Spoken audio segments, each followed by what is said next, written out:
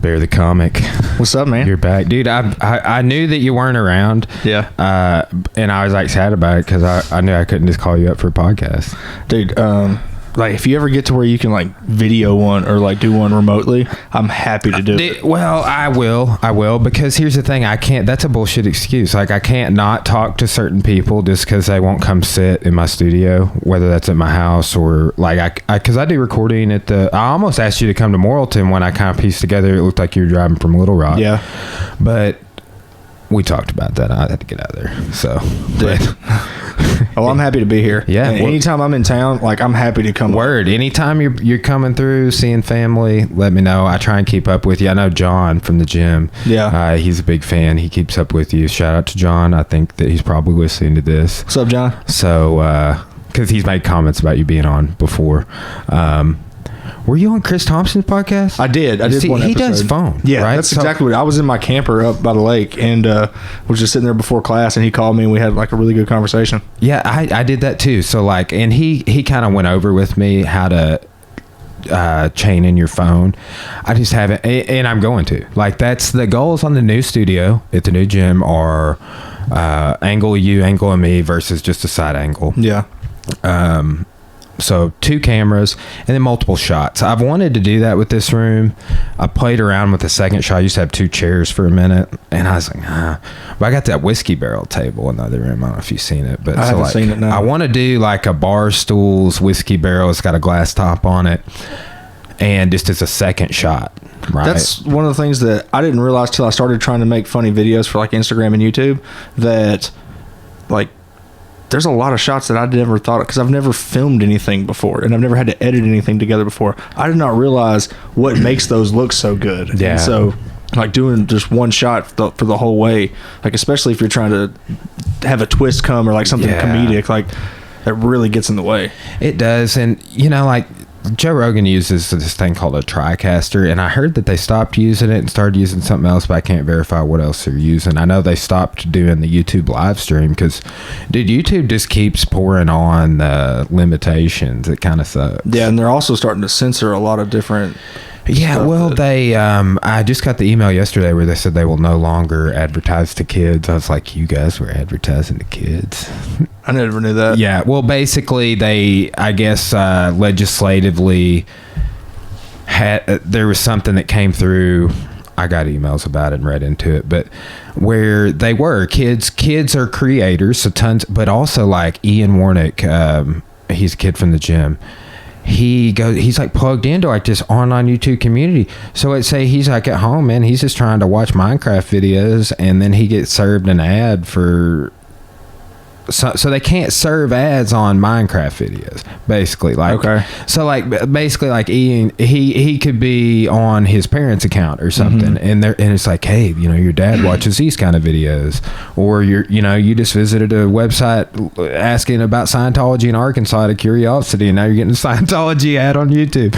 Like, right. That's the way it was working. Like, the algorithm had gotten so tuned in. Like, I remember I was just watching Scientology documentaries, and then I started getting ads like crazy for like joining Scientology, or yes, but I was watching like Louis Theroux documentaries and shit. You know what I'm saying? Yeah. Like, I'd seen Going Clear, and I was like, oh man, it's fascinating. I wonder what else is out there. But they brought down all these rules and regs, man, and like I have to go through a 2-step process extra to put a video up now. Damn, I didn't know that. It's because of the kids thing. I have to say, no, it's not for kids, but yes, you can be under 18 and view this.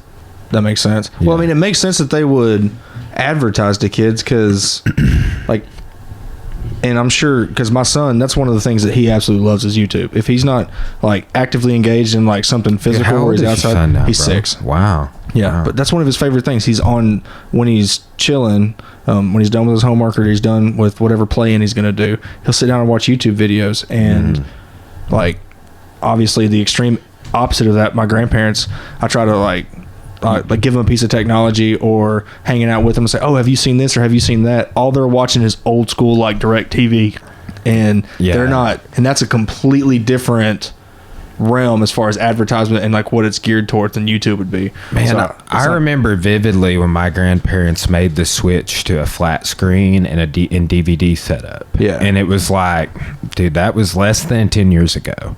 And it was such a big, like they still had the big box style TV with like tons of stuff, like a little decorative whatever my grandma had up there. And then they had this bench next to it, and you lifted the bench seat up. VHS tapes, had some Gettysburg in there.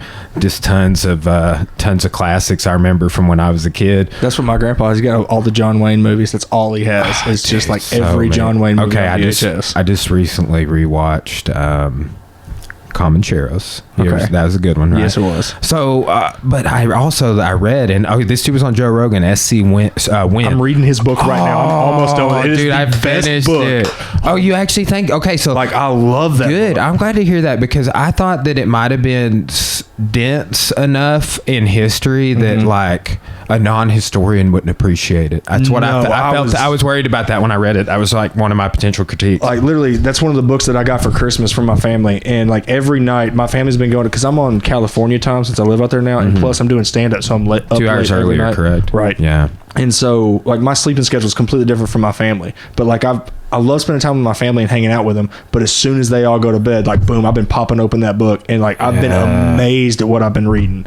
Like, and because I love riding horses, I grew up on a horse ranch, and so like hearing or like reading firsthand how good the Comanches were on horseback and the different feats that they could do. I know, dude. I mean, I've heard about it and stuff. Yeah. But what's fascinating too, the Searchers story. Yeah. And its connection, even in some of the character names. Remember Lucy? That's the same name as one of the girls that got kidnapped, and that the girl that is it Lucy that gets kidnapped, or is that the sister that dies in the canyon in the Searchers that he wraps in his his Johnny Reb jacket?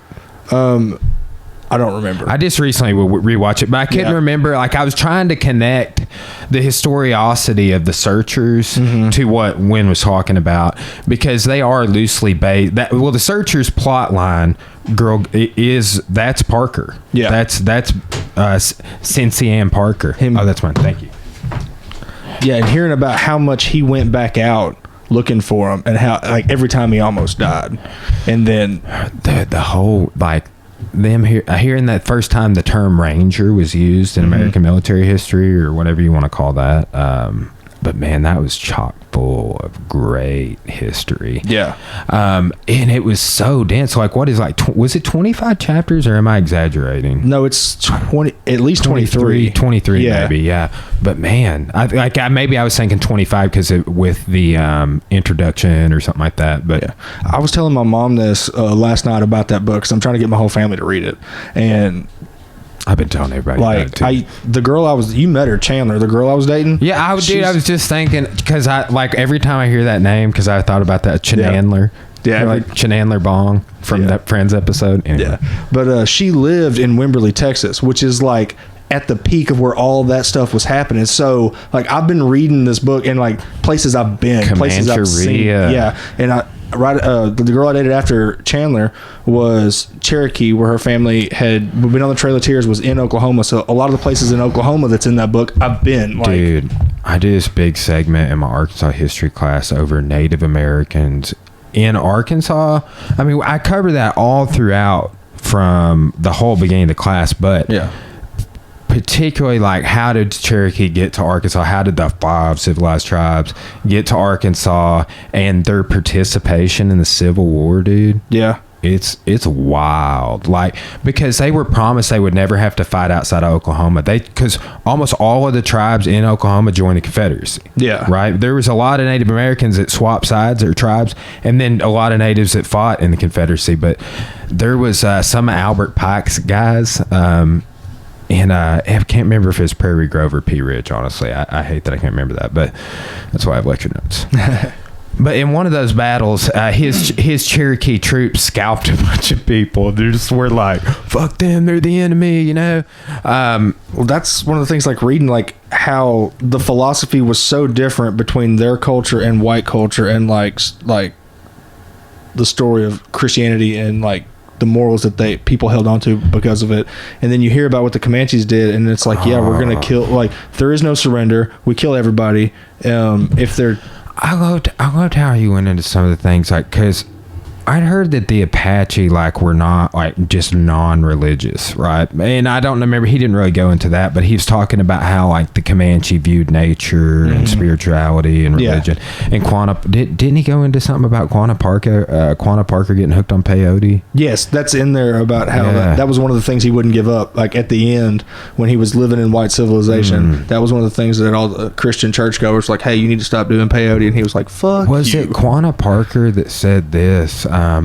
Yes, it was. I think it was maybe in that book or somewhere else I was reading. So I looked up tons of stuff while I was reading it. But he's like, white man go to church to talk about Jesus. I go in that teepee over there to do peyote to hang out with Jesus. Like, basically what he was saying. I mean, I'm paraphrasing, but that was exactly what he was saying. He's like, you guys are talking about him. I'm like hanging out with him in here. All right. Like, it's getting weird and I like it. Yeah. And anybody that's ever experienced a psychedelic like that could attest with the difference between what those two experiences are and why you would choose one over the other. Okay. So, you know, Maynard from Tool, A Perfect Circle, Pussifer, been on Joe Rogan several times. His book, New York Times bestseller, I just finished it, listening to it.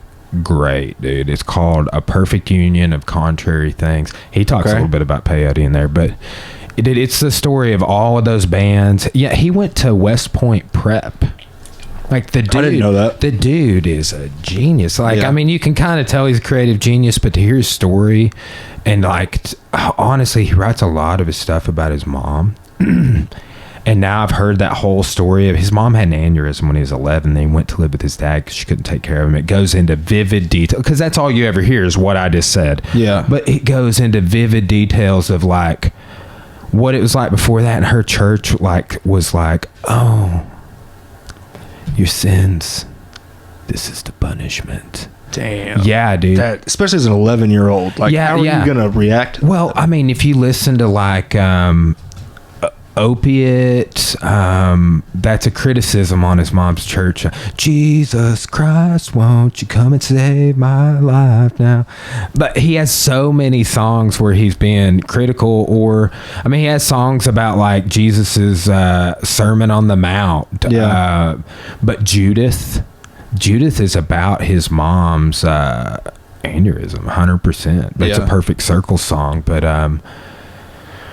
it's wild to like, honestly, I've told a couple people this, but when I heard that song after reading that book, it made me cry. And it's a rock song, dude. Have you heard Judas? Are you familiar with it? No, I'm not. I'm gonna throw it up on the TV real quick. Okay, yeah, definitely. Let me plug in the TV because we unplugged it the other day to listen to a concert, not through the headphones. All right. And if it comes, like, dude, we had one day we were doing an album review and it caught like it caught some of the audio in the mic, and YouTube flagged it. We're like, you can never make money off this video, but if it gets famous, we might put an ad on it, but we're going to take that money. Yeah. And I was just Why like, wouldn't you? yeah, I know, right? It makes total sense. But I'll get this queued up.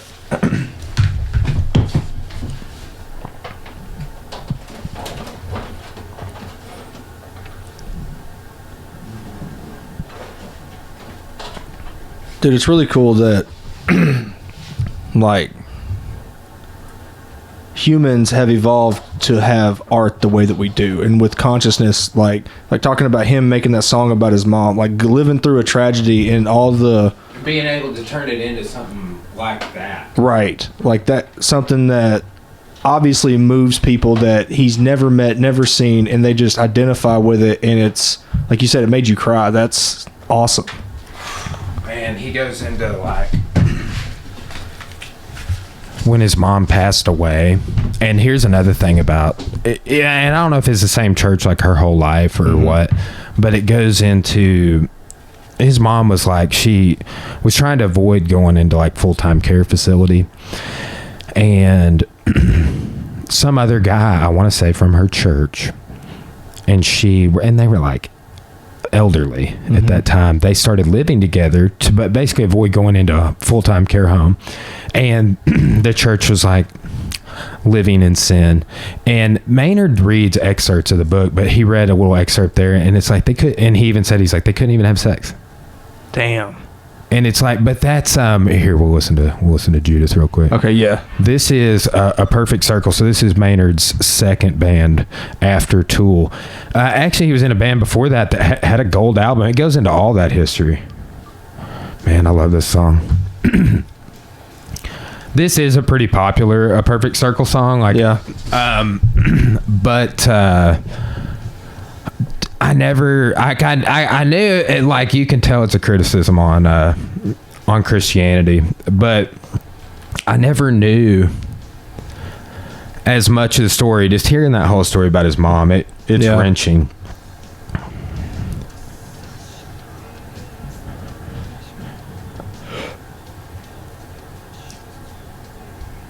His mom's name was Judith Marie. Okay. Yeah. And he loved his mom, dude. Mm-hmm. That's the feeling I got listening to the book. Well, like, that's really cool that you mentioned that, because when I stopped being a Christian and stopped believing the literal translation of the Bible, that was one of my big criticisms. I had a philosophy class where we discussed the problem of evil, and that really set with me. And then seeing how people in churches treated my mom when she would come in, and like, because my mom had to bounce. My mom's deeply Christian and very devout, but she's had to bounce from a lot of different places, and because of people being judgmental, or people that I feel like after doing psychedelics and having, like, kind of like what Quano was saying in the book, like, hey, you talk about him, I've talked to him, like, I've been hung out with him. After you've experienced something like that, you like somewhere else, right? That's where I kind of have heard other people describe that experience of being like, sort of, he did it all for you. Mm-hmm. Being kind of agnostic leaning, and then actually being more God, believing in a God or a higher power or a Messiah of some kind. That's where I'm at, right? Because of like Voltaire had this quote, and I think I've said this a few times on the podcast, but a little bit of philosophy will make you an atheist, but a lot of philosophy will make you believe in God, right? So, and that might be a slight paraphrase, but that's pretty damn near the quote. But that is, I've heard people talk about that they would say the same thing. It's like, yeah, there's some other, whether it's a different dimension, a parallel dimension, there's something else going on. I feel like humans on the entire planet have all been trying to describe the same thing, and it's just different culturally, or like the language barriers or whatever. Like, we're almost talking about the same thing because there's so many parallels across all of them. The thing that started fascinating me the most is the concept of collective consciousness, like Carl Jung's psychology and philosophy. But if there is a collective consciousness, okay, and we have the internet, so we can Google anything, like, we all have access, like, to the best, fastest, and we know all, like, it's controlled in some countries, but that has such, like, vast implications with what we could do. I mean, you mentioned the problem of evil a second ago, sidetrack, like digital evil. Like, I think about that a lot. What is digital evil? Like child pornography. Oh, yeah. Like human sex trafficking through the dark web, heroin on the dark web. I just read a book on Audible. It was one of the originals, The Dark Web. The dark web started by the U.S. Navy as a spy mechanism, safe spy network. I think I've heard that before. And it's tax subsidized. Taxpayers, American taxpayers, me and you. I did not know that. We're paying for that shit. But, like, dude, there's the amount of bad stuff that goes on. Mm-hmm. And then, like, the argument is just, well, does the bad stuff that goes on, is like the positive on there outweigh that? You know? I got sidetracked a second ago. I don't remember what we were saying. That's a good point, Jumped onto the dark web story. But okay, let's go. Collective consciousness. Let's go to collective consciousness now. Think about the internet as like the collective consciousness, the best representation we have of the collective consciousness of the world. It's very human because there's like part of it that you're like, man, this is awesome, this is amazing, this is, I mean, it's kind of like a Taoist thing where there's that flip side, there's that dark too, and then you're trying to be right there in the middle, trying to figure out how to make sure that the good outweighs the bad. Yeah. Okay. So you mentioned the psychedelics thing. Is I've thought about this several times. It's like really it really with that history of the counterculture movement is how do you change the collective consciousness? Well, through news, fake news, information, control of information, dissemination, spread of information. Your country can't have the internet or whatever it is, but also through the introduction of new ideas that have not existed in the current collective consciousness. So if this is a collective consciousness and these are ideas, how does or something new, how does that get in the collective consciousness? Because, I mean, could you make the argument, well, there's nothing new.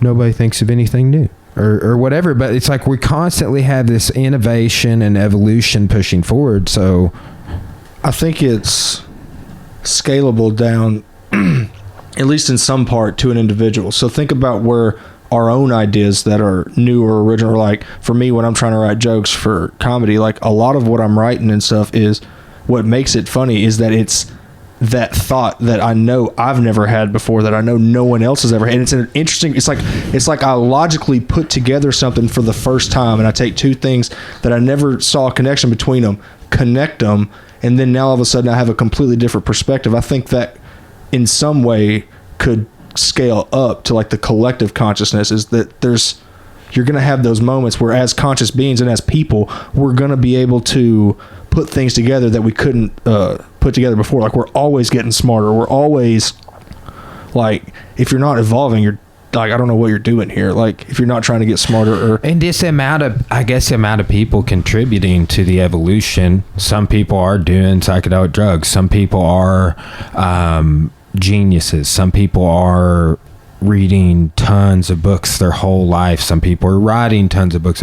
The contributions are so wide and varied now, and they can. I guess I'm basically saying I see the way that they can be influenced, almost in like we watched this brief video at work the other day. It was forced upon me, but it was pretty good. It was about the butterfly effect, okay, right? Of like, hey, he told this story and he just kept backing it up a step, just like, but it was really this guy. This guy met Quantrill's Raiders and got this kid. And then this kid, he grew up to be the kid that worked for President Roosevelt. And this guy is who got credit for President Roosevelt. He was his vice president. And he started this program that this guy oversaw. But this guy's mom was killed in the Civil War by, guerrilla warfare. And then, this guy raised him as his own. But he started with like this thing where like they gave this guy credit for something agricultural, like something historic, and it was like, he's like, yeah, man, that's like an understatement. But he was like, it was really this guy, but he just kept backing it up. Yeah. And it was so like he backed it up to the Civil War, where he's like, this dude just saved this kid. And then this kid grew up and was appointed by the vice president to do this super influential thing, which FDR gets credit for. And it was just like, he brought it from like present day all the way back. It was interesting, but he was talking about the butterfly effect, about how you can make ripples. I mean, like anybody that's ever hunted or like has ever read the history of hunting, and especially with North American culture and Western culture, like you can see ripples in just like animal populations, where you just talk about like, if you take out too much of the breeding stock and you're not paying attention to the herd health and stuff, you can affect generations. You're taking out genes from conservation. The gene pool. That's what people don't get that side. I mean, I grew up hunting. You ever kill a freak buck? A freak buck, like a buck with like tons of crazy horns. Like, no, I've killed, my biggest buck I've ever killed had a couple kickers, but it wasn't anything. Dude, I've seen, there used to be a place in Clarksville where I'm from called Whitetail World, and it was like one of the, but it had, that's all it was, is freak bucks. Yeah. But they're like just non-typicals, where it's and I've seen some where their horn would like grow back into their head. Like they'd have like a, what's that called, an eye guard or something? Yeah, I don't remember. I saw a thing on Instagram that nature is metal of a goat that it's some type of mountain goat but horns that had grown. That maybe that's what I was thinking of. But well, no, I've seen that with the deer too. I've seen that actually with maybe 2 or 3 deer. animals. It happens with goats. It happens with those they talked about on Rogan's podcast. Those pig deer that are in Asia with the tusk. The tusk, yes. The old males. That's a lot of how some of them die. Is they just fucking fight, and then they're the top guy, and then eventually their own tusk impale them if they don't break off and fight when they're fighting. Man, I saw the guys that own Quiznos here in town. They had like a Razorback the other day. I don't know if they own it, but they have all these animals like barnyard animals, farm animals, and I think they even have a llama, man. But they have all these animals, and its tusks were huge, but it appeared to be domesticated. They were like giving it an apple or something. Things are dangerous. One of them came after my grandpa. He was taking out the trash down in Gurdon, Arkansas, and he lives out in the country. Wild hog. Yeah, wild hogs saw him coming, and they're very aggressive. And they're hard to stop. Yeah, if you don't have a high-powered rifle or handgun. A lot of people like hunting them with like a 44 mag or something. Yeah, I've got some buddies that I went to high school with that are nuts, but they use dogs to catch them, and then they'll go in, grab their legs, and just use a knife. And man, I don't need that. Okay, so I was hanging out with these guys in high school, and we went muzzleloading hunting, and we all, like, I think we were maybe 14, 15 at the time, and we all go out to my buddy Ryan. It's his deer lease. So we go out there, and he's telling us about the hogs, and all week, like at school and stuff, I've just heard stories about these hogs and we're all like, oh, I ain't scared of hogs, and we're all trying to, like, be 14-year-old guys and like, man, I'll kill a hog, I ain't scared. We all go out there muzzleloading hunting. And we heard this, like, it's dark. We all sit around this huge cypress tree down in this swamp, and on, like, think of like northwest, south, and east, like, we're all sitting on the corners of this tree, and we can't see each other. We all got our back to the tree, and there's this pack of pigs comes in, and the swamps down there, some of the trees, the roots are barely in the ground because of how wet it is. Yeah, I've seen that. Some of this land over here is like that because where the lake is. Yeah, so these hogs come in and knock one of the trees over, and it's like Jurassic Park, so it's dark. We're out there, we're being real quiet, and all we hear is like a pack of pigs, and then we see trees falling over, and like it gets real quiet, and then all you hear is click, click, click, click, click. We're all pulling the hammers back on those muzzle loaders because that's all we got. They kill everything, man. They come in and root up everything. I could see them pushing over tiny trees. I remember one time my dad and I were hunting down in like some swampy area off of Horsehead Creek, and it's between Coal Hill and Clarksville. And you could just like push over trees. You could just push them over, just those thin little trees. But Cora and I walk the dogs out here from the park. You can walk like around. They got this huge trail, and I'm not sure, but I think it comes out over by the wall. If so, I will start biking to the new gym. Especially. Oh yeah, the what's that called? What's that park called? The Shiloh. No, the trail that's right there. I forget the name of it. Bonadilla? Yeah, Bonadilla. I know that.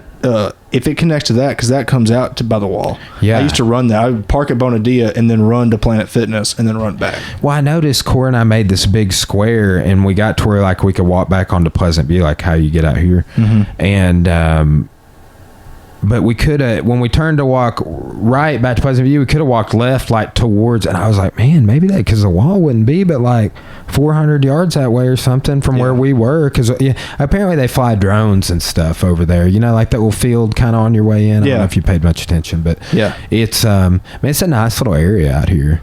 I think about like selling this house sometime, like after owning it for like 5 years, and then I'm like, man, but it's like pretty prime position. I wouldn't mind living on like Crow Mountain. That's where Garrison's folks live, on Crow Mountain. It's great up there. Yeah. Well, and I could hop off you can get right to Russell about the same amount of time from here, or it's a little faster to hop on the interstate if I'm gonna go to Morrilton forever. Yeah. So dude, speaking of those trees that were falling over, I went hunting with my girlfriend, or girl I was dating, and like she was following me, and she didn't have a rifle. She just wanted to go with me, just spend time with me. And like she was being very loud as we were trying to creep through these woods, like stepping on sticks and just kind of not really being aware in the woods. And I was getting real frustrated. I was like, hey, you've got to be quiet. And we start coming down this little ravine, and I had passed a dead tree that I didn't realize was as dead as it was, and because I stepped on the root system, it starts to fall on top of me, and she's like freaking, she doesn't want to say anything because I was like, hey, like, you got to be quiet. So she just grabs it and ends up rolling down the hill. It was one of the most comical things I've ever seen in my life. She was fine, and then I felt terrible because I was like, oh yeah, you definitely could have said something if a tree's about to fall on me. So I kind of felt like an asshole, but it was really funny. Man, I don't know why I'm thinking about this. I had so many encounters with snakes in the deer woods. Man. Yeah. Like, I remember muzzleloading. This is probably what made me think about it. I remember I sat down in muzzleloader season one time. I was probably like 14 years old. And I sat down, and I've been sitting there for like a second. It was a rock that I sat on all the freaking time, dude. Yeah. It was actually the very first deer I shot at and hit, but did not kill. Was from that rock, like, and that was like seasons earlier. So I was sitting there with my muzzleloader, and I'm just like looking around, and I look down, and there's like something abnormal, and it's a fucking snake curled up, dude. And it was weird because it was like my legs were frozen, but I knew I had to get the fuck up because I knew I was like, I'm not about to shoot this muzzleloader at this snake. It was an awkward position to be in, because like what I did is I like went like that with my legs, like I leaned back and like lifted my legs up versus like stepping over. Man, it was, but I've been walking through a field and then just like look down, there'd be a snake in between, my boom, shoot it with my shotgun. Rabbit hunting, so many encounters like that, dude. Fishing too. Yeah. Especially if you're going fishing about the time the fish are spawning. That's about the same time that the snakes are breeding. Yeah. Like, it's... You ever hung limb lines, bro? Hung what? Limb lines. No, I run trot lines, but it's basically the same kind with yo-yos, right? Yeah. When you get tired of doing down the middle of the creek, you do up and down the sides. Yeah. I've definitely seen them when I've been floating and stuff. My dad would do them when I was a kid, and we had this flat bottom, and we were fishing this hole, and he had a trot line down the middle, and he had all these limb lines, man, and we were crushing. I mean, it was like a couple of weeks. I forget. There's all this family stuff going on. We're having these big fish fries and stuff. So they were catching tons of fish, and there were all these snakes down there, though. And I remember Dad was like, get up under the limb line. There's a snake on the tree. Yeah. And what happened is he had... I think it might have been a 22 Magnum pistol, but it could have been like a 44 Magnum. It was like, it could have been the Dirty Harry, but I think it was, he has a Dirty Harry now, like 44. But that one was 22 Magnum. Yeah. But he gets up to where like this snake's like right here in his face, and like he like puts the gun like right there, and so, and it like falls in the boat, and I'm like sitting in the boat, and I'm just like, you need to, like, I was freaked out by the gar we saw last night that was as big as a boat. I need to get out of here and not come back, man. But I remember too, so here's a funny story. There's a 20 gauge sitting right behind that door. It's a youth model New England single barrel shotgun. Hell yeah. Killed my first rabbit with it, but he had that down there and like used it to like push on, like got it wet and got a little bit of rust on it, and I was so pissed about it at the time, Yeah. I need to get it reblued still from that same shit, but he was, because I always clean the shit out of my guns, but I was like, yeah, I remember that time still. I'm like, you remember that time you used my fucking 20 gauge as a boat oar? Remember that? And shooting that snake? Yeah. Freaking me out, man. I'm traumatized. Dude, so I talk about it on stage. I've got a bit about my brother, because moving out to LA, like, I grew up on a horse ranch. I like love hunting. I love being outdoors, and a lot of people out there, they're like, oh, you're the most redneck thing that has ever walked or existed. And I'm like, I did hear you telling a funny deer joke the other day. Well, okay, so I got jokes about how, like, I'm not the redneck in my family. My brother is like, because what he called me one day, I was out there getting ready to do a show, and he called me. It's like midnight here. He's waist deep in a creek, and he just found this water moccasin that was cornered up in the reeds, and he was so excited because it was one that was big enough he was going to turn it into a badass strap for his banjo. And exactly, like he's a great banjo player. He moved to Texas. And that's one of the things that he wants to be a banjo player. Wow. And I started playing mandolin a couple years ago, and I love it. Yeah, it's a unique. Oh, he's great at it. Like he can pick the hell out of a banjo. But I just thought it was so funny that like people were making fun of me for being a redneck, and like meanwhile I'm on the phone with my brother that's like skinning a snake to turn into a strap for his banjo. Dude, I remember one time my cousin and I were fishing at this one hole on Horse Creek that we would always fish at, and it was interesting because there was this huge like power line right away that went through like not just my grandpa's whole property, but like even across the creek to like the next two properties of families we knew over there and stuff.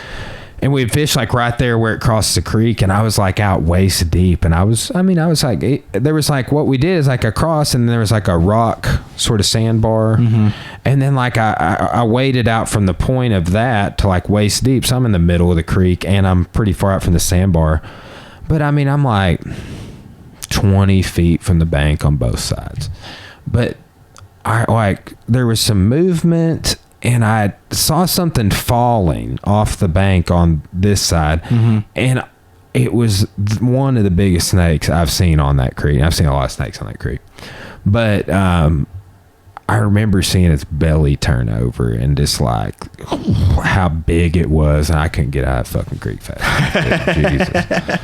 Yeah, I don't do snakes either, man. No, man, forget that. But I feel like I help the snake population as a whole because like I'm doing them a service as being a predator to them. So like if I can see them, they die, and then natural selection, they have to stay away from me. Man, Corey and I drove around this place went over Christmas. Is why some of it's fresh, but we used to do frog gigging in these two ponds over there, and I remember driving by one, and it's weird too. Still don't know any of the significance of this, but there's this one little stretch of land there that I have a reoccurring dream about between these two ponds, and I don't know why. Still as an adult, I do. It's weird. But there's a second pond. There's a pond like my grandpa made within my lifetime, and then there's a second pond. In the second pond, we went out in a flat bottom frog gigging in the middle of the night one time, or it was probably like 10 o'clock. It was like Friday night. And there were so many snakes. I just remember being so freaked out. And then there's another pond that the cows would drink out of on up the hill, right? And my dad was like trying to catch bait for his trot lines and stuff. So he'd go around all these little ponds and put traps in.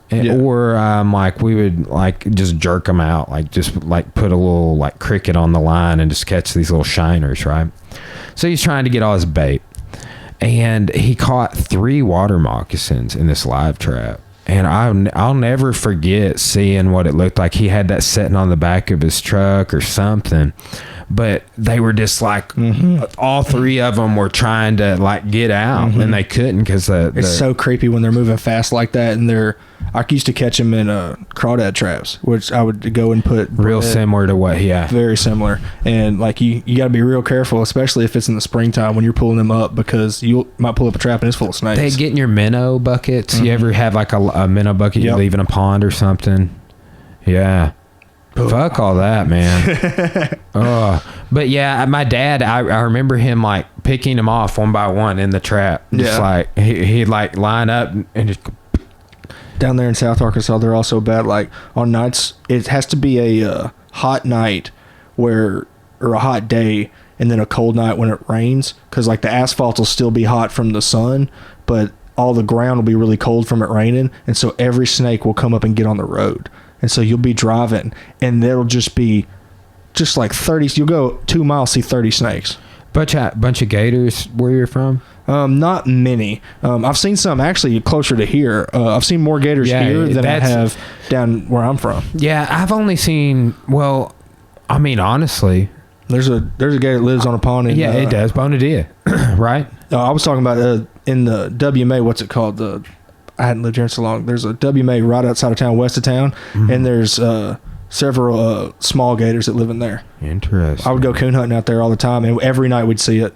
Like you'd shine your light out there, just pink eyes shining in the water. We've seen it 100 times. I mean, I've I've heard about them being all over. Yeah. You know, I wouldn't say we have a problem, but it's definitely like we have them. I duck hunt out there, and I'm always real careful. But I've never seen one that was very big, but still, like, if you're in waist deep water and somewhere where it's alligators, and usually you're duck hunting in the cold, so you ain't got to worry about it. But like like right now, it's really warm for January, and so if you're out there duck hunting and one's not fully hibernating or fully asleep, dude. At Family Christmas, there was somebody talking about paying $1,000 for a pair of uninsulated waders. why would you? If they were insulated like up to the knee or something. You know what I'm saying? Like ripped. A portion. Yeah. But I was like, I turned to Cora. She's listening. I got like a whole bunch of there. You can't see it, like, but I had some Star Wars shit over here. So I just recently started. I was like, fuck it, man. I'm gonna rebuy all the toys I had from Star Wars from when I was a kid. Hell yeah, that's display badass. them in the new studio. And so I've been picking up a few things here and there. And she's like, why don't you stop buying fucking toys, Brian? And I was just like, it's memorabilia, okay? It's for the studio. Yeah. Like most things, like, but if you notice, there's Star Wars puzzles somewhere in here. But have you been watching The Mandalorian? Oh fuck, dude! Yeah, one of my students, Josh Harrell, he would have been training there when you trained there. He got me this like plaque, like a Mandalorian plaque, to put in the new studio. That's awesome. Yeah, but I was like, I've been buying some shit, and like Corey just gave me a hard time about it, like right before that, and I looked over at her and I was like, you see, I don't do shit like that. Yeah. $1,000 for a pair of waders, dude. I couldn't believe it. Unless you're like hunting in the Gulf of Mexico, where you're duck hunting and you're literally in where they're migrating for the south. That I could see them like a really high dollar pair of waders that they don't want to get torn or something. I think this guy might have been from Stuttgart, if memory serves, because it was my cousin's husband talking about somebody from his family, Chris, and they're from Stuttgart. Yeah, which is somebody with more money than that. Aren't you from Stuttgart? I'm from Garden. Okay, which is how close to Stuttgart? It's not? It's not. Okay, so Stuttgart is east of here. I'm south. Okay. Yeah. Where I'm from, it's real close to the Little Missouri River and the Ouachita. And so we have some delta that's similar to Stuttgart, but not to the grand extreme. Mm-hmm. So it's like a way smaller scale. Similar. We have a lot of pine trees too. That's what the economy down there is all based around logging. So you have near the rivers, you have kind of farmland and delta land, and then everything else is pine trees that everybody logs. Like all the guys that I went to high school with, they're all loggers. That's what they do. Dude, teaching Arkansas history has been interesting because there's so much stuff about this. You see that quote I shared earlier about the state of Arkansas and whatever? Yeah, I was reading it and. Not gonna lie, I like glanced at it on the way over here and couldn't make full sense of it before. Exactly, dude. That's the very first thing in the book. Yeah, it's like a paragraph, but that's from this classic short story writing by that guy Thorpe. And I remember the black one. He's one of the authors of that textbook, and like pretty much the leading Arkansas historian and a leading Civil War historian in his own right. Yeah. But he had this little, he would read that and he'd be like, the big bar. Yeah, the big bar. Yeah. But man, Arkansas is fascinating, and it's fascinating to hear how people would write about it, like Mark Twain and others when they first encountered it. Mm-hmm. And then there's a guy I run into the other day. He's been in the gym, but he's a genius. He like wrote some software program or something. Like he pretty much doesn't have to work and travels the whole world, but he also works, but he does it like remotely. Yeah. Right. Like he's got stuff going on. I don't know. He could be a spy. I don't know. I asked him to come on the podcast, but he hadn't reached out. I was like, dude, you got my number. Text me. Hell yeah. But he said this. He's like, man, like I met him when he just got back from Thailand. And since he told me, he's like, yeah, he lived in Memphis for like a couple years, but he was just never there. But he's like, he had gone to India and all these places since going to Thailand. Like, dude's been over the whole world. And he's like, man, really, Arkansas has the best air, the most nature, the lowest cost of living. I mean, he just like rattled off all these things that are like really main concerns for people when they get to like, talking about living places and stuff. And I thought that was fascinating. I'm going to need to turn these mics off right here. Dude, so like the only time I've been out of the country is Costa Rica, which was gorgeous. And I've seen, like, I've been driving across the desert to do stand up and like seeing the sunset in like Arizona and places like that. When I was in Stillwater at Oklahoma State, that's out there starting to get to where Comancheria, or how do you say it? Comancheria. Like, so I've seen sunsets there, and and maybe I'm biased because I grew up here, but like I've seen Southern California, I've seen so many of these places, and it's just, especially how much we have compared to, like, because there's parts of California that are beautiful and there's parts of California that are ugly and disgusting.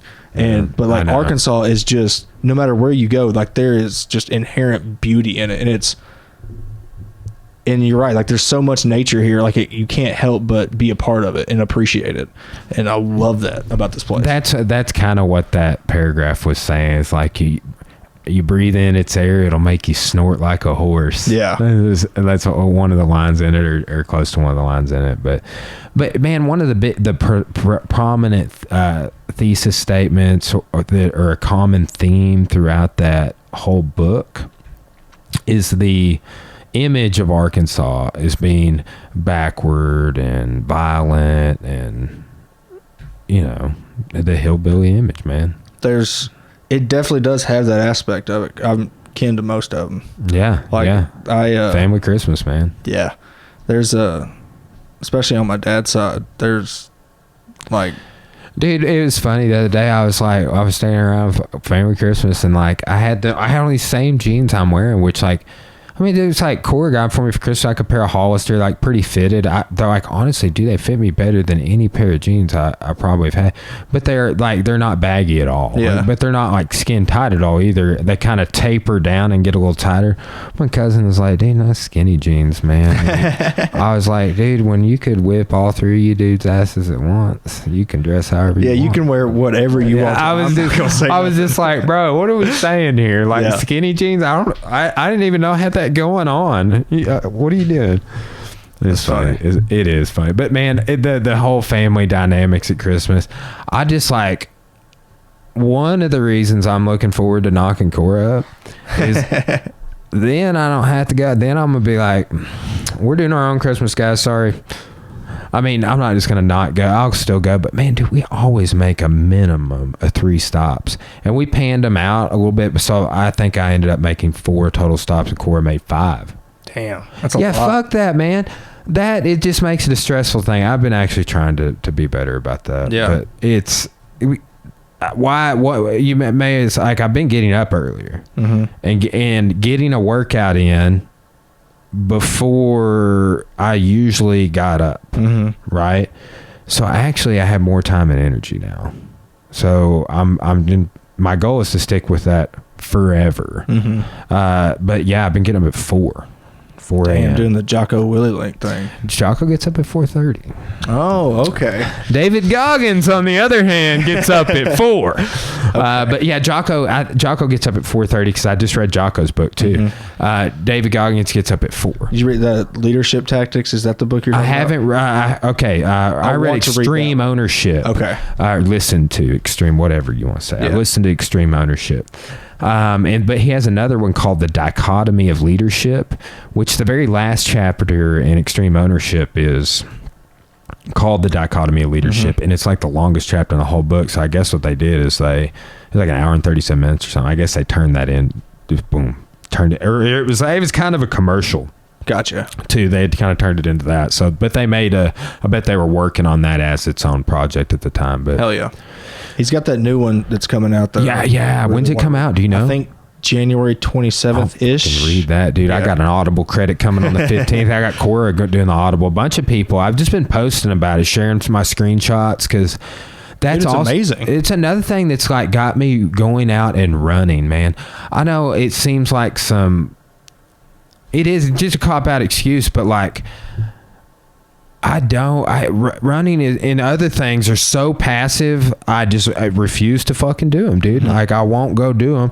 So I'm like, man, and then my health slips or whatever the issue is. And it's just like, I did 10 miles on a stationary bike yesterday for one of my workouts, a part of one of my workouts. And the whole time I was listening to Atomic Habits, this other book, I'm almost done with it. And I was just, and these are the types of things they're talking about habit forming. And I was just like, dude, that wasn't shit. Yeah. But dude, I can't, and I've been working out like every day almost for several weeks now, but on outside of jiu-jitsu and everything else. But I was just like, man, I never would have done that without like AirPods, like, or if you don't do Apple, like just any Bluetooth wireless headphones. I've got a set that's very identical to this, no cord, and the gym, dude. Anytime I'm writing, like I'll go back and forth from listening to books. Are they over the ear? Yeah. Do you like that? I love it. The only problem when I'm working out, like when I'm lifting weights and stuff, if my ear, like my head gets sweaty, they'll start to fall off. So usually what I've been doing is wearing a hoodie and then putting the headphones outside of the hood, and that's not a problem anymore. Yeah. What kind do you have? They're Skull Candies. I got them off of Amazon. They're like $50-$60.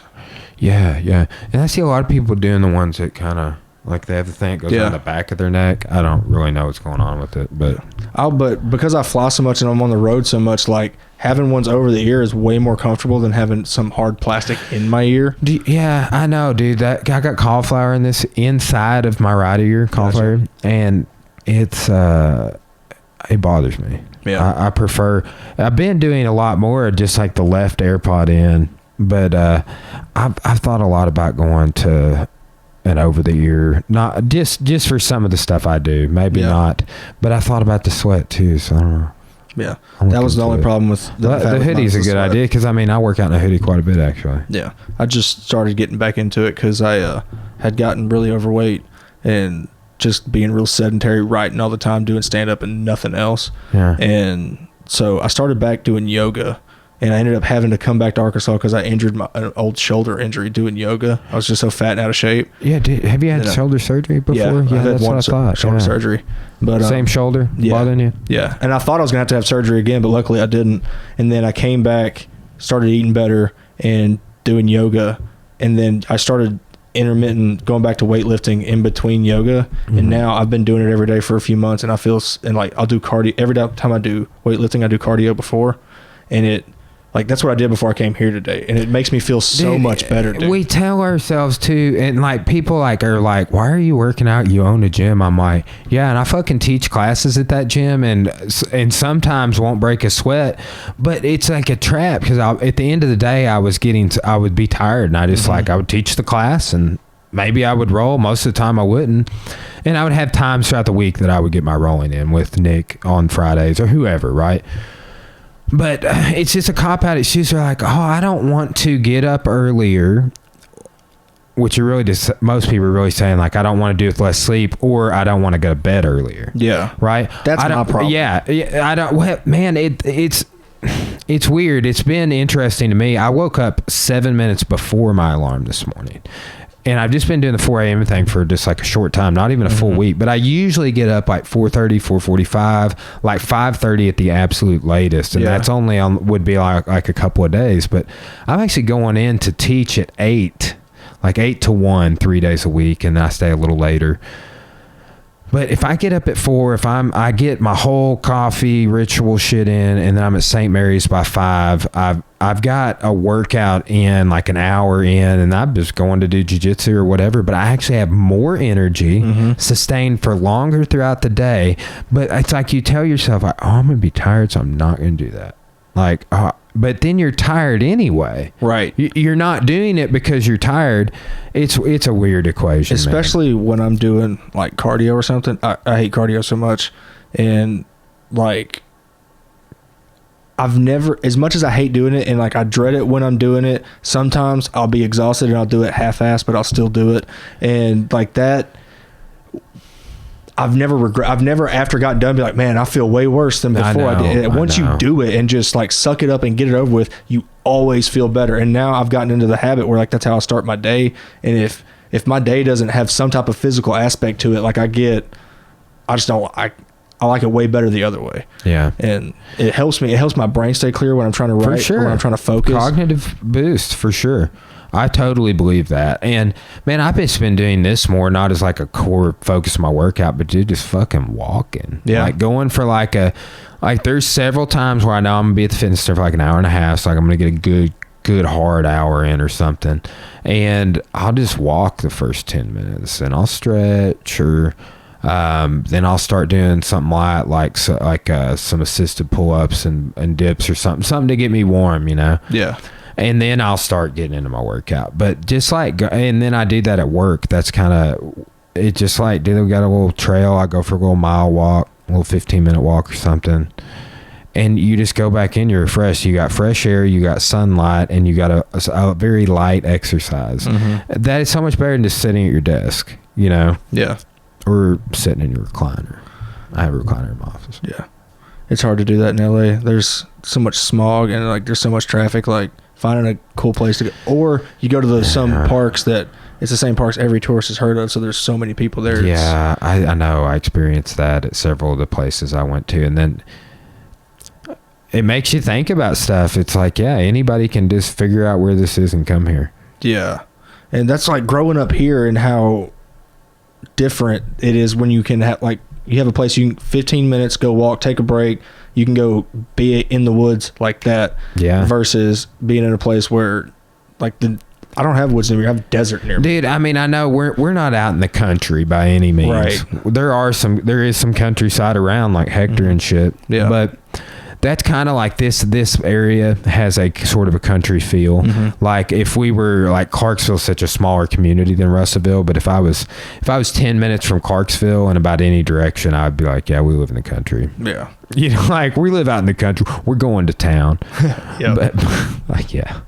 Yeah. Well, dude, here's something too that like, hold on, I gotta use the restroom. Hey, let's do that. Let's pause the podcast. Okay. I also have to be. Can I get you another drink or anything? No, I'm fine. All right, I'll hit pause real quick. Okay. Be right back. Like I'm mostly doing new, always writing, always doing new, always what I'm talking about. And then once I get that stuff that's really, really good, I know it's ready for like the road when I'm sick of it. I'm like, okay, I'm tired of telling this joke. I know it's going to get a laugh here. I know I'm going to trick them here, and then boom, they're going to laugh really hard. And it's like, isn't that crazy? Like, what's tired for you is what people love to consume. Like think about we have remarked on this about like performers, actors, theaters, like Broadway. Mm-hmm. You have to do the same shit like 300 times and act like it's your first time. Think about Tool performing songs that are like Schism and 46 and 2, mm-hmm. like songs that have been like, or Stinkfist or something. They did Stinkfist for the encore the other night when we saw them. But it's like, how many times did Panic? They played songs hundreds of times, maybe even over 1,000. Yeah. Right, live. And it's like, but to still bring it.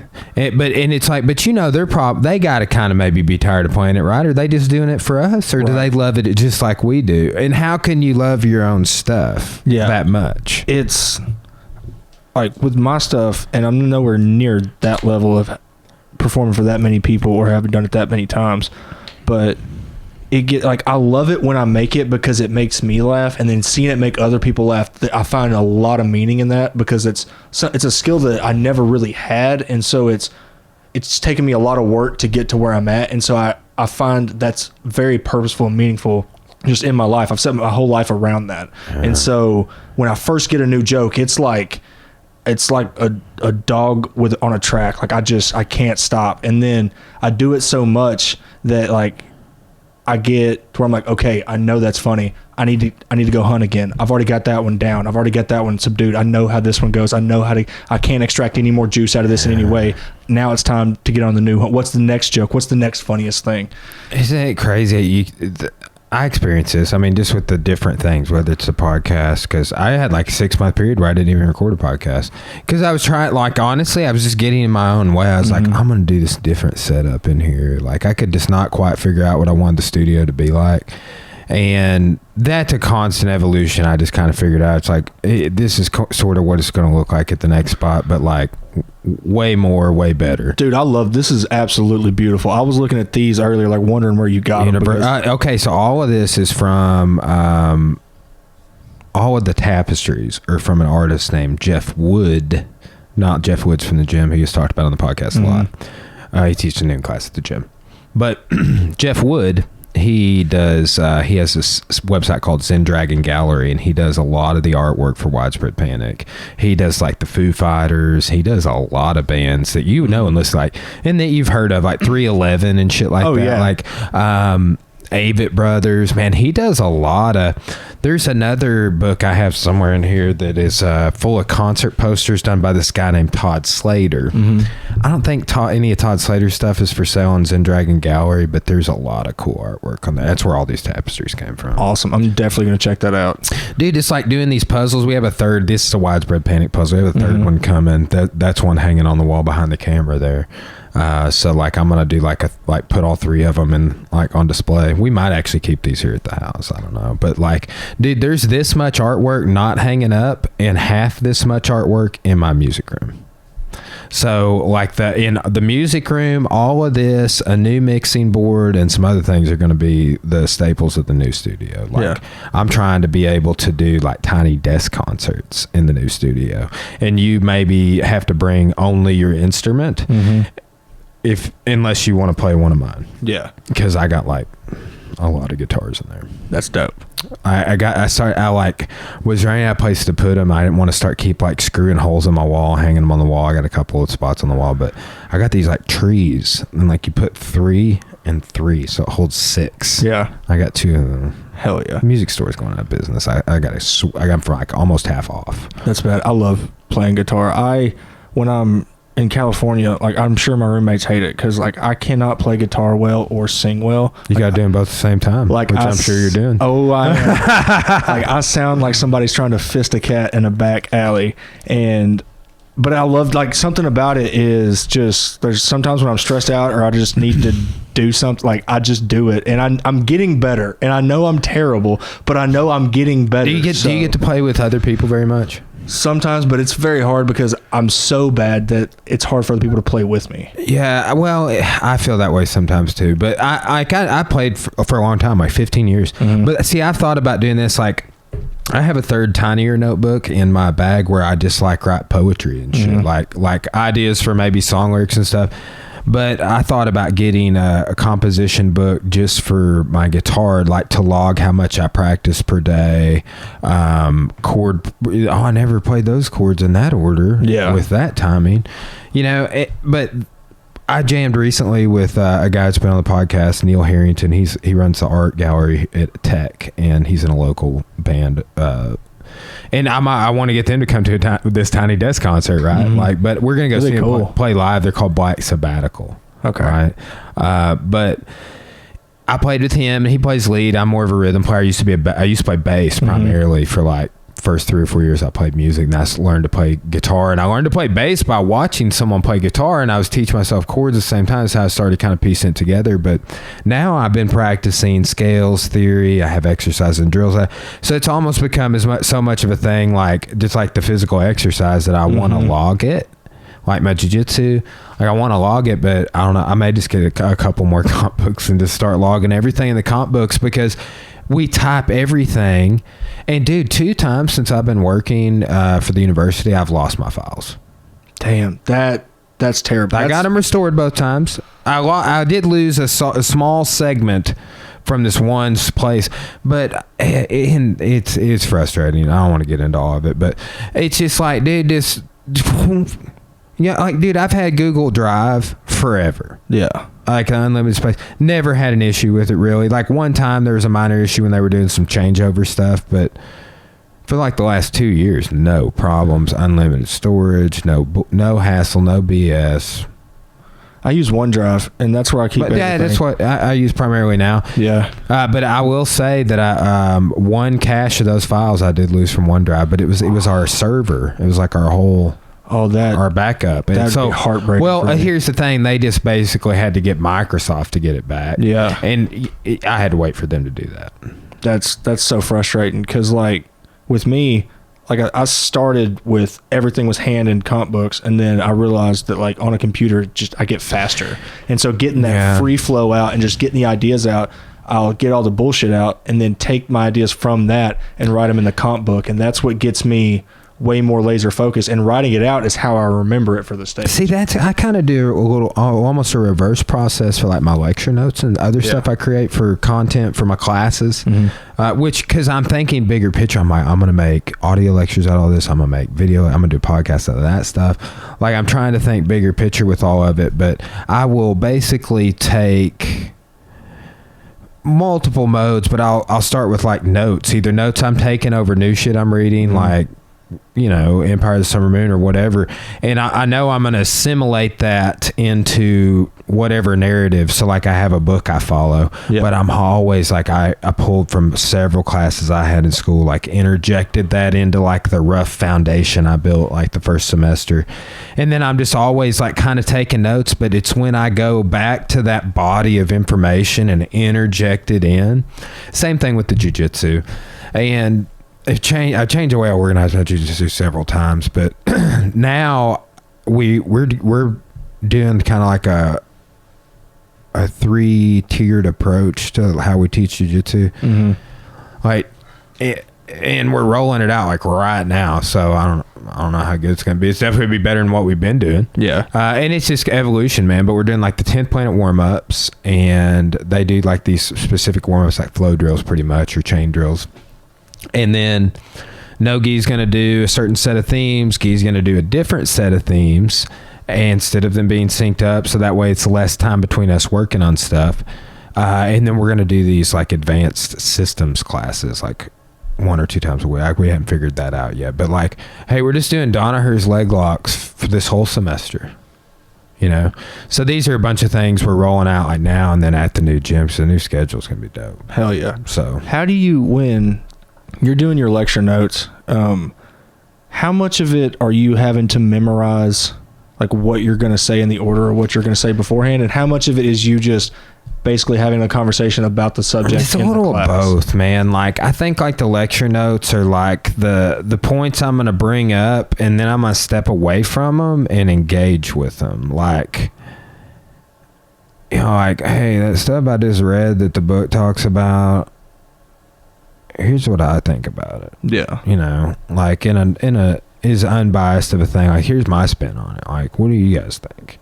That's really cool that you asked them too. Yeah, and that's something that you got to get creative with too. Here's something I'm doing. I'm doing 2 things. I've been telling people about this that I'm excited about this semester. I haven't done, right? Is test reviews. I want to prepare them, right? I want them to like not go into it being like, what's going to be on it, like that study guide he put on Blackboard with all the words, right? Just those words are going to be on, you know. And so it's just like, I'm going to do this. I'm going to take the test in. I'm going to put them all in groups. I'm going to hand each group a page. I'm going to say you can't use anything except each other to answer the questions. This is what's going to be on it. Like I don't care if you take a picture of the page with your phone or something like that. I really don't care if you do that. But like, you can't use your phone to look up the answer. You can't look in the book. You have to talk with each other. Yeah. Your group has 10 minutes to answer the page. And then you're going to present, and I will tell you which ones are wrong. And at the end of the class, I'll say, you guys need to study these 7. Or whatever. But like, basically, like almost you get a little bit of groupthink going on within groups, but also like nobody has the complete test. Yeah. But then I'm going to make somebody from each group nominate and speak about their page. Yeah. This is what we think the answer to number 2 is. That's really engaging. And that's something that, like, I had very few classes that had a similar structure, but the ones I did, I loved. And it's kind of different in STEM classes when you're doing something that is very cut and dry. A plus B equals C. Like, you just have to memorize how to do this step, versus something like history where you're talking about like political implications about what happened here and how it affects things in the future, and like how that got us where we are today, and how that, like, you could do so much with, like, are we repeating history, like what's going on in the world and how it relates to what we've been before, what can we learn from the mistakes of the past so we don't make it again in the future. And like, that's so deeper and more engaging than something like, okay, remember how if you see these 2 things, you can combine them to make this thing. Yeah. Classes like that are fun. Yeah. So are you familiar with the Salem witch trials? Very little. Just I've seen a couple documentaries on like Netflix. I think it maybe. There is some stuff on Netflix. I'm trying to think of recent stuff, but you ever see the OG movie? It came out in the 90s, I believe. I think like 95. But it has Daniel Day-Lewis and Winona Ryder in it and other famous people. It has Aegon Targaryen, or the old guy, Maester Aemon from Game of Thrones. It's got him in it. It's like a villager. but it's the Crucible. The Crucible is the name of it. But it's actually this dude, Arthur Miller, in the 50s wrote it about the communism and witch hunt in Hollywood. Yeah. And he wrote it as like a metaphor, right? But he based it off of true shit. So you ever played the game Mafia a few years back? That was popular probably when you were like high school age. I think I've played it on it's like cell phone. It's like a group game, and like there's like a sheriff and there's mob members. Yeah, I played that with my roommates on a phone before. You're the mafia. You gotta figure out, like, somebody narrates the game and they hand out who's who or whatever. And everybody's got like little things that they either know or things that they can do that's different than everyone else. Yes. One person's trying to get caught. One person's trying to figure out who the mafia is. One person's trying to do other. The sheriff. Right. Yeah. So like what I'm gonna do is I'm gonna take all the. I'm making them write basically a film review critical analysis of the historiosity of the Crucible. Okay. But before we do all that, I'm going to be like, all right, guys. So, we got the sheriff, we got a dozen villagers, we've got the doctor. That's like in Mafia, there's a doctor character. We got, the town mob members that are looking for the witches over here, and we've got 3 witches. Find the witch. You have 50 minutes, or actually it'll be less time than that because I got to save some time at the end and some time at the beginning. Dude, that'd be fun. But the thing is, here's the hook. Should I say they might be watching? Does your students watch this? I don't know. I guess I just realized I can only do that once. Damn it. There is no witch. Okay. Yeah, because as soon as they're going to turn on each other, though, just like in the movie. Yeah. So if they tell their friends about it, then I bet people can find the gimmick out. But it'll be good to do a semester. That's the thing is you gotta make changes like that in the test review, like every semester. Like because of what you just said. Like you had an engineering degree, right? Almost did. Almost. Yeah. What'd you end up getting? I dropped out before I got my degree. But you're super close, right? I got like a semester left. Yeah. You do it later.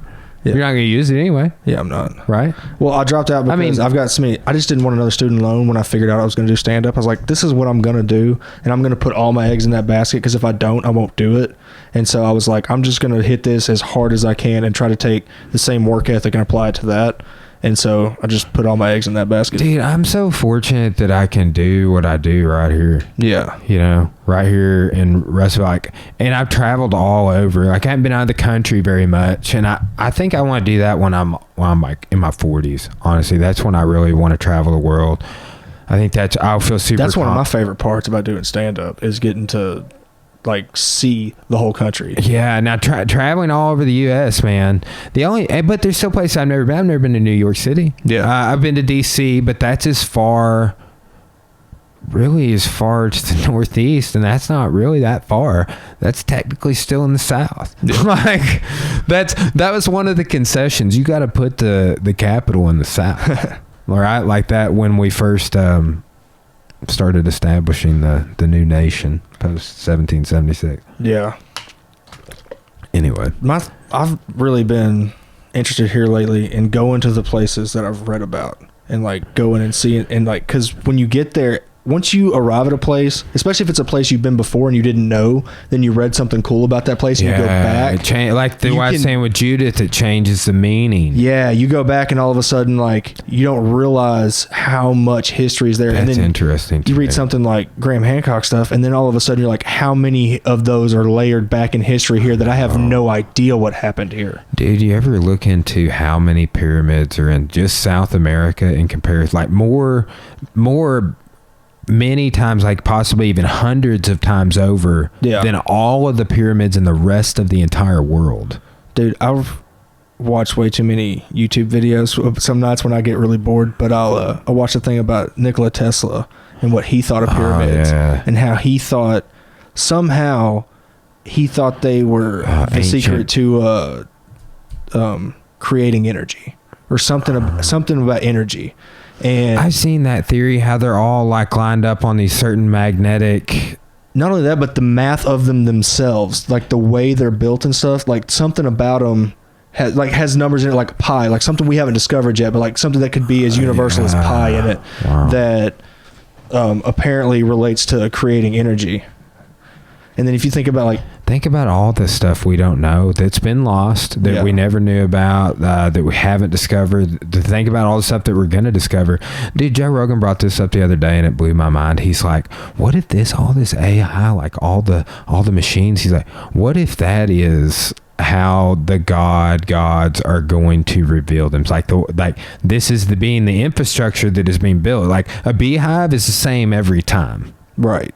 This is not the same as what we have seen historically, like post Enlightenment and into the Industrial Revolution, or if you want to say from the printing press forward, like all of that shit, the Industrial Revolution forward, technology, AI, all of that is going to be the mode in which, you know, some sort of for lack of a better term, metaphoric, like a rapture occurs. Like that'll be how the God makes contact.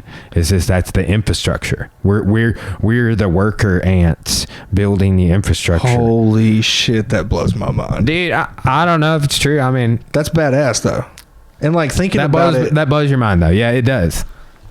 Like, because none of us really know, so it's fun to think about like what is the nature of consciousness and like what makes us, is it just intelligence alone and computing power that makes us different than like say a dog or another animal, another mammal, or like what is it about consciousness that like we all at least hope for some sort of afterlife, and we all like have archetypes about it. We have like, you have vision quests for it, you have so many things that it is the inherent, you know, why and what's next. Right. Where did I go? You know, why am I here? Where did I come from? Who made me? And then it's like, well, what happens after I die? Yeah. And like, it's fun to think, so you could go like, just thinking about like, what if we're building the infrastructure for AI and how the implications that could have for something like that, if that is the way the gods manifest themselves, or God comes back for something, like whatever lens you want to look at it through. Like that's really cool and fun to think about. I know, it blew my mind when I was like a explosion of consciousness, and like honestly, like sometimes, and it may just be within like a certain thing, like jiu-jitsu, I see it a lot, but like, you ever see like somebody get their mind blown? Like I saw you get your mind blown. Yeah. Right? You're up. I'm like, yeah, that blew my mind too. It does blow your mind. But like, that is, you could literally maybe interpret that as a physical expansion of consciousness. Like, oh, you didn't know that, and you didn't know that, and it blew your mind. Now you know it. So yeah. But yeah, like I see like people get their mind blown with jiu-jitsu a lot. Mm-hmm. Even advanced ranks, they'll be seeing something like Jack will be showing something, and they're just like, you guys seeing this? Well, you know, and it's just like, yeah. And especially like that was there the whole time and they never saw it, and then you show it to them and then boom, it's dude, like, here's what my best friend Colby, at this one seminar, I was getting my mind blown. And he held me in such a high regard at that time. He still does. You know? But he saw how much I was getting my mind blown, and it blew his mind how much my mind was being blown, because he's just like, how is this dude blowing Brian's mind? And that's the thing though, is like, we can always learn and expand our consciousness. We can always brighten the room. And you just get like, oh man, we're just such a flood of negative thoughts. Right. And the cool thing is that those moments, those ideas, those perspectives that blow your mind, like those really profound things, they're always there. You just have to find it. And then you like once you get like, especially with jokes, like once you figure out how to get to one, or how to like a twist or something that you've never seen before, or like some philosophical point of view, you've like, maybe it's outrageous, maybe it's really exaggerated, but it's really funny. Like once you do that, like it gets addicting. You're like, how many of those can I find? Because they're always there. Yeah. And then you just want to keep going and keep going and keep going. Yeah. And that's, man, like that's logic, that's patterns, you know, is to that's what I've been fascinated about jiu-jitsu, about music, is it's, people want to say it's math, but I like to say that math is based on logic and logic is philosophy, right? But it's it's an approach. It's just like, I remember when I took logic, it changed. I started thinking about things and lists and patterns and organizing bodies of information in different ways, plug and playing this here. Like, it literally changed the way I thought. But that's a cool, like, people call Tool a math rock band, right? Because they have such like unique timing signatures to what they do. But that sort of stuff, you see that in everything: symmetry and artwork, sculpture.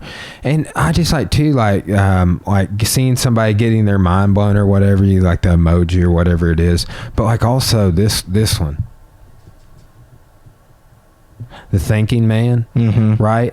I like thinking about ancient sculptures. Like, why did he sculpt that? Right.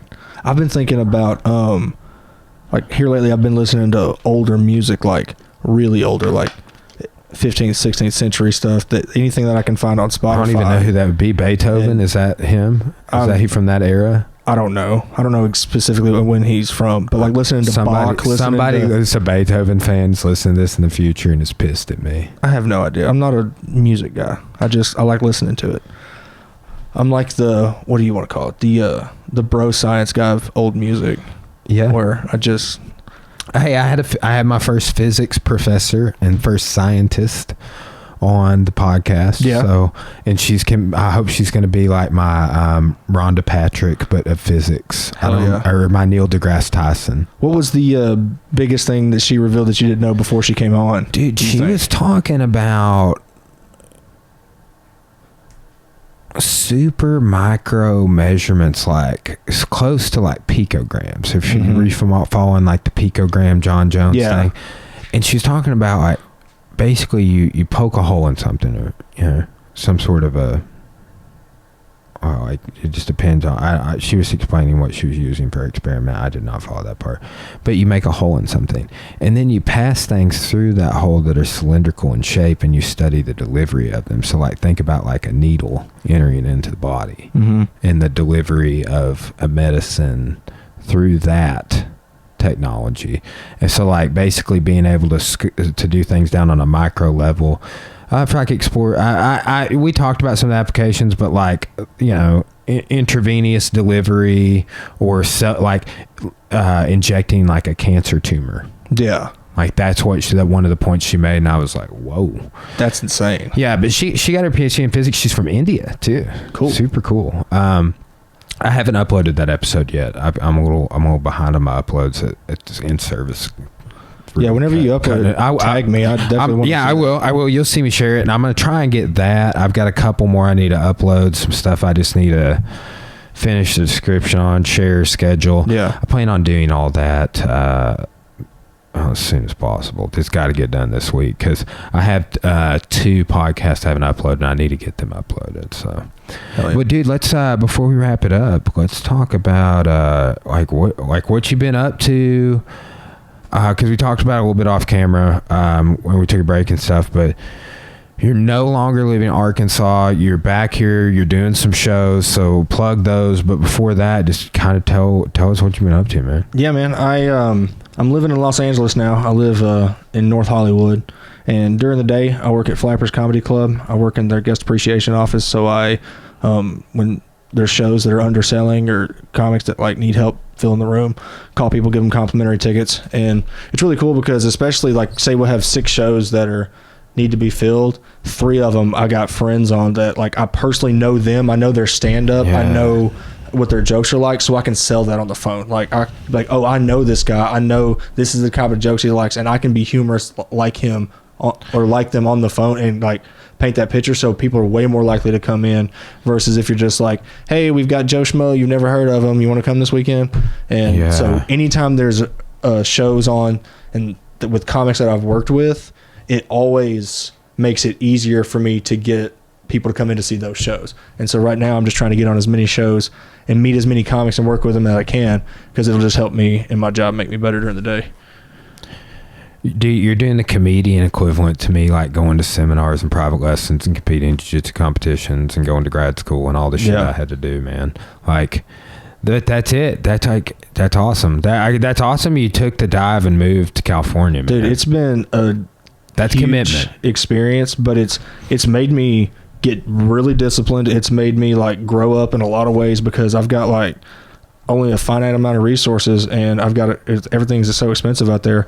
I've got to work and stay on top of my game and make sure that making it worth it, because my son's back here. So every day I'm out there working, I'm not back here spending it with my son. Yeah. So I've got to, like, if I'm not going and hitting mics or doing shows or doing something, I'm at house writing, reading, trying to get better, because if not, what am I doing out there? Yeah. And so it keeps me grounded. But the next show I have all week, I don't know when this will come out, but dude, when is your first show? And I will try and post this episode before, because it is tomorrow. Okay, my first show will be tomorrow, Wednesday, January 8th, from the 8th to the 11th. We got 2 shows on Friday and 2 shows on Saturday. Come out to the Looney Bin. We got Isaac Allen. He's going to be featuring. He's hilarious, dude. He's one of the door guys at the Comedy Store. And so it was really cool. I was actually at an open mic last night, and I was talking about some of the people with some of my local comics that are my friends. I was like, these guys that I've seen, they're really funny. One of them, he's a door guy, and I mentioned him. And then he walks in the damn door, and I was like, oh shit, you're the feature this week? And so like I get to work with him for the first time, which is dope. I'm really excited about it. And then Johnny Beaner, he's headlining. He's really funny. I saw him last year when he came through. So it's gonna be really fun shows all week. Nice, man. Dude, did you see Bryce Mitchell was on Theo Vaughn's podcast? No, I didn't. I'm Arkansas represent, dude. Hell yeah, yeah, dude. I love that. I hope share all of his shit. Because Eddie Bravo and the Twister and shit. Yeah. I hope that Bryce goes on Joe Rogan. That'd be dope. Bryce has been on this podcast. Has he? Yeah. Hell yeah. Yeah, represent, dude. He's set right there. Fuck yeah, dude. Yeah, Bryce is such a good guy, man. He's one of my favorite fighters on the roster right now. I like also I follow Chase Outlaw. He's a bull rider from Arkansas, and I've been watching him for a long time on the PBR, but this past year, I think he got 3rd in the world. Like, he damn near won the world championship in bull riding, which is a huge fucking deal coming from Arkansas. And so, like, he might win it this year. You remember that movie 8 Seconds? Hell yeah. Dude, I grew up on that movie. Which, like, Luke Perry, rest in peace, bro. Yeah. Damn. But somebody was like, oh, you remember Luke Perry from some like bullshit he did later on in life, and it was like the 8 seconds, like him doing the wave or whatever, and it's like, this is my Luke Perry, because wasn't that Luke Perry? Yeah, I'm almost positive. Yeah, that was that meme. Yeah. But I hadn't seen 8 seconds, dude, in forever. Dude, it's got one of the funniest lines in it. It's got when the Baldwin brother, I forget his name, he's playing the character of Tough Hedeman. Yeah. Lane gets his ball stepped on by a bull, and he's going back in the tent, and his girlfriend's rushing over there, and maybe it's Cody Lambert's character that says this, but anyway, he's like, well, he's not going to be so romantic for a while, but he's going to be all right. I think just the way he says Baldwin, it, and the timing that he says it, it's so is that funny. Stephen Baldwin? Maybe. Man, he's my favorite Baldwin brother. Yeah. It's a good movie. I like that movie. Yeah. Well, dude, anything else exciting you got going on in the future, man? I know you're doing shows this week. You got any shows coming up out on the West Coast, or what are your future goals, man? What do you got going on in the future? I've got an idea for a show that I'm about to start called Set with the Bet. So if you follow me on social media, it's at Bair the Comic, BAIRTHECOMIC. But follow me there. I'll be releasing stuff about it because we're gonna get it started back this year. But we got a great house show in our backyard that a dude named Kyle Anderson puts on. He's a great producer, hilarious comic. He's from Vegas. That's where he started. And really good dude. And he packs our backyard. We built a stage in our backyard, and he packs it. It's like standing room only, 100 people. Nice. And he has some hellacious shows on there. Like, we had Josh Wolf on one. We had Ali McCoskey was on one. Like, it's been a awesome time, and we got people from the Comedy Store coming over and popping in and getting up on it. You guys need to have a game of basketball going out front or something, man. Like, hell yeah. That's what I like. I'm picturing like the basketball house for some reason when you're talking to me about this. Like, just debauchery going on in the driveway. Well, it stays back. Like, it's not debauchery, but it stays tame, and everybody's like really chill and and everybody's just there to laugh, and and our neighbors are real cool with it. So we don't go past like 11 or midnight and it's only on like every other Saturday, or like one Saturday a month. Yeah, one Saturday a month. But so it's not going on that often, and so the neighbors are chill with it, and it's a great time. If you're in Los Angeles, come check it out. It's fun. Yeah, is it just in a neighborhood? You guys just live in a neighborhood? Yeah, we just live in a neighborhood in North Hollywood, and we got a really cool backyard, and We have people over all the time. Dude, we call it the Arkansas House. It's on social media as the Arkansas House, and there's everybody in the house has been on Kill Tony except me. So I keep putting my name in. I just hadn't got my name drawn yet. Just bad bucket luck. So eventually, I'll go on Kill Tony. But everybody in the Arkansas House has been on Kill Tony, so you can see them all. Arkansas comics. You said. Yeah. And we're all really funny. Like, come check us out. I've seen a lot of comedy in LA, and there's a lot of. I mean, we're all mostly open micers that are just now getting on the road and just now getting sales, but.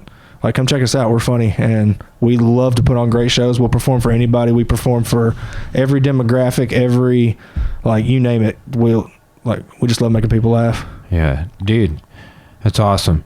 You people hear this dude does what he wants, and you can do that too. Hell yeah. That's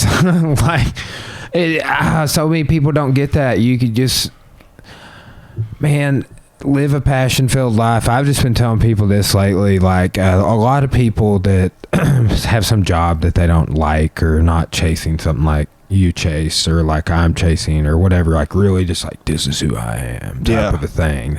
Not like, I do this, but I would really don't know what I want to do. I'd like to do that. I mean, people get bogged down and they just never make the leap. But I just been telling people this. It's like, just know this. Like, I stress and suffer the same as the human being that works in the cubicle. Yeah.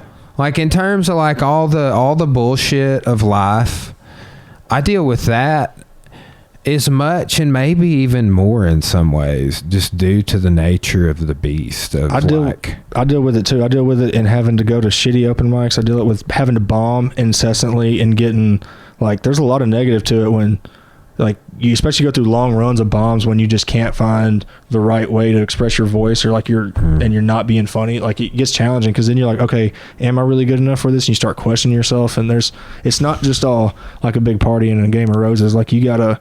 See, questions are good. It's just like, but negative self-talk is bad. Yeah. But it's so like, I'm like, it's so hard. I'm the same way. Like, I just try and talk about it in jiu-jitsu because we're doing these new warm-ups, and I suck at some of them. Some of them I'm good at. But it's like, hey, I'm just learning this too, by the way. Yeah. That's because I want to get better at jiu-jitsu.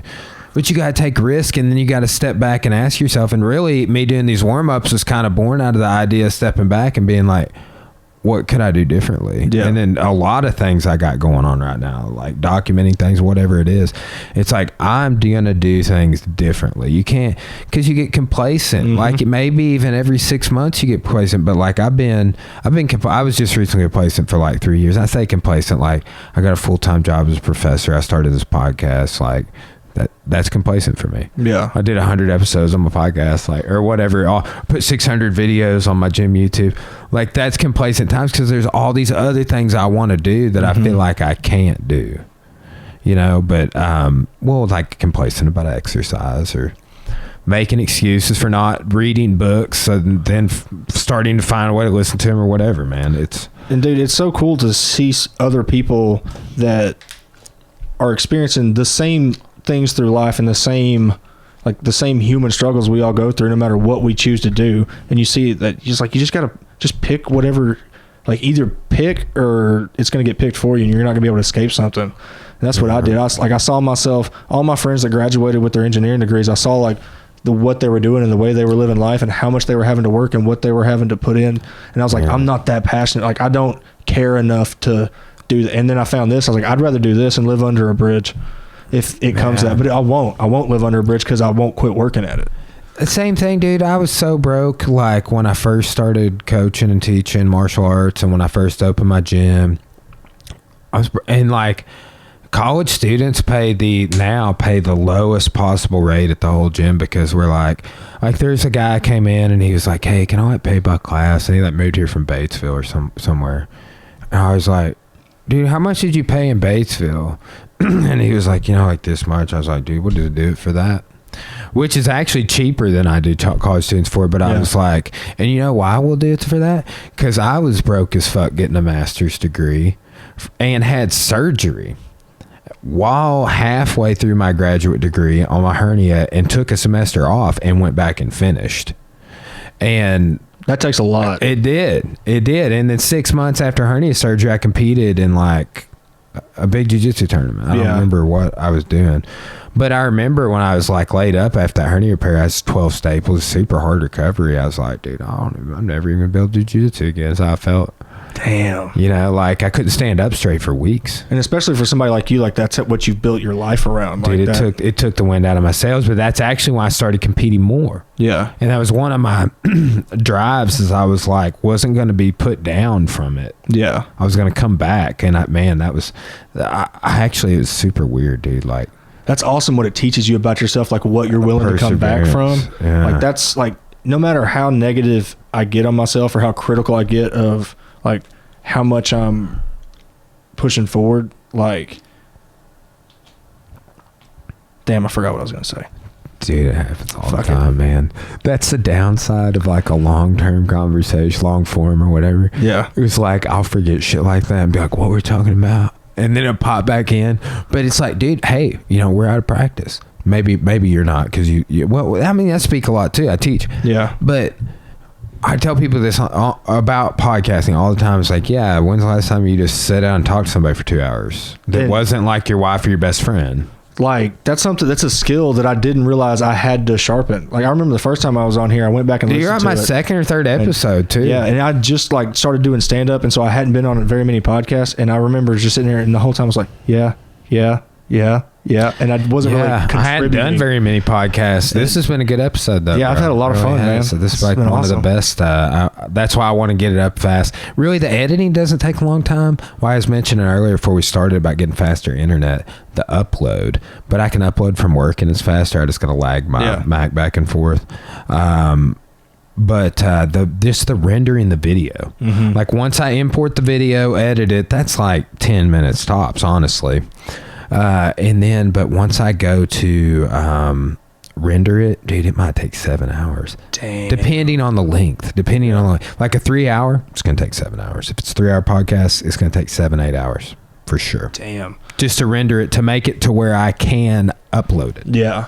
Right. I think with the software I'm using and with my laptop, I've never had a 7 hour wait, but I think the longest one I've rendered is like an hour and a half.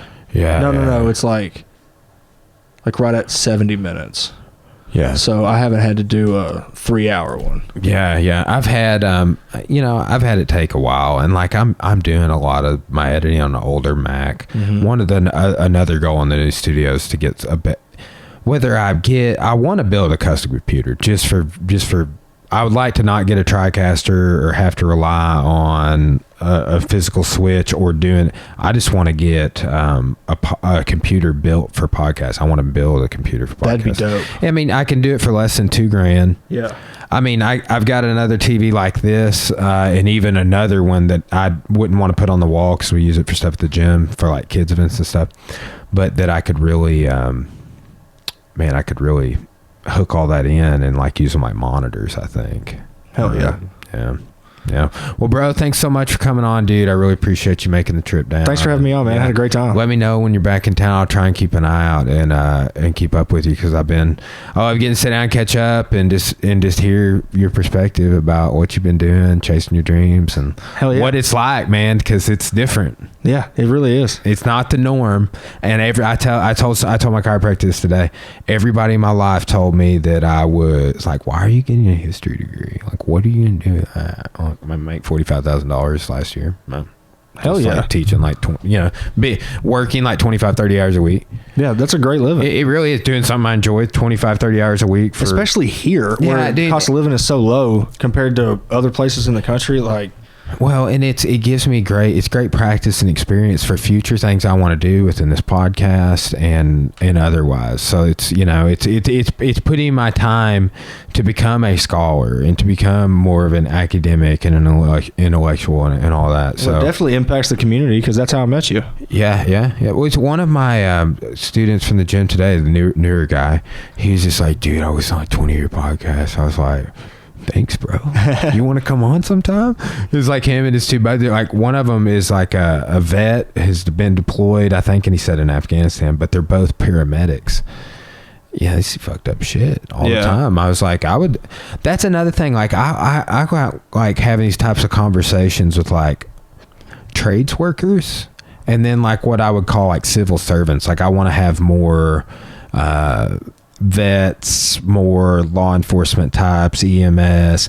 Like, dude, we actually, all of those people at the gym train for free. Because it's just like, yeah, unique, not plumbers and stuff like that, but the civil servant types, firefighters too. But that's interesting. It's interesting because imagine the trauma that they could run into.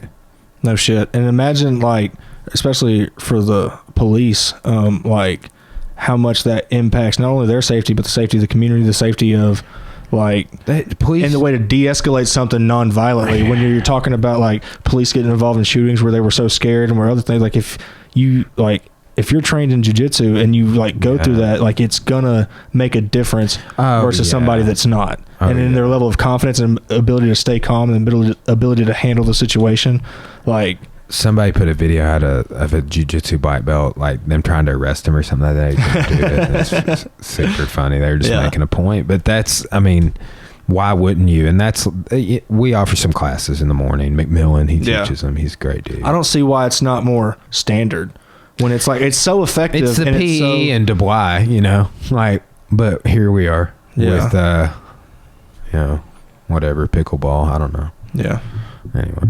Well, dude, one more recap on the shows. You got one tomorrow, and you're doing shows throughout the week. So I got one show tomorrow night at the Looney Bin. Starts at 7:30. There'll be an open mic before it where all the locals come up, and then they'll do the people that are at the Looney Bin that week. Thursday night we got a show. Starts 7:30. Friday night 7:30, and then again at either 9:30 or 10. There's 2 shows, and the same thing Saturday.